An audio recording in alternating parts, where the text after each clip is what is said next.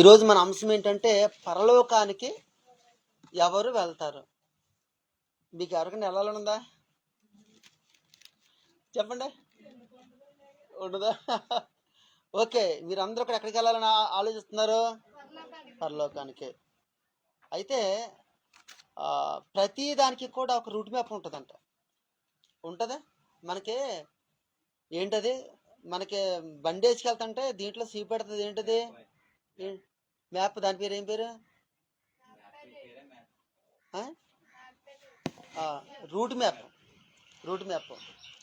అలాగే route map ప్రతిదానికి ఉంటుంది. ఒక సెల్ ఫోన్ కొనండి, దాన్ని ఎలా వాడాలో దానికి ఒక మ్యాప్ ఉంటుంది. ఒక మిక్సీ కొనండి, మిక్సీ కొన్నప్పుడు మీకు ఒక అది ఇస్తాడు. ఏంటిది? పేపర్ ఇస్తాడు. దాంట్లో కూడా ఎలా దాన్ని ఉపయోగించాలో ఉంటుంది. అలాగే ఒక వ్యక్తి పరలోకం వెళ్ళాలంటే దానికి కూడా ఒక రూట్ మ్యాప్ ఉంది. నిజంగా ఇంకోటి చెప్పనా, ఎవరు పడితే వాళ్ళు పరలోకానికి వెళ్ళిపోయారు అనుకుందాం, ఈ బాధలన్నీ ఎందుకు మనకి?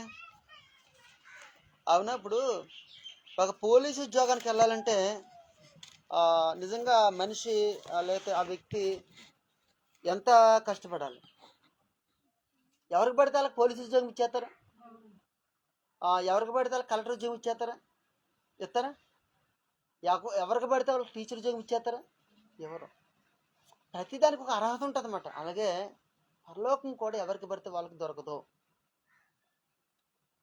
పైన తీసేటప్పుడు పైన ఉందా అంటే మనం లోన పెడితే బెటరేమో.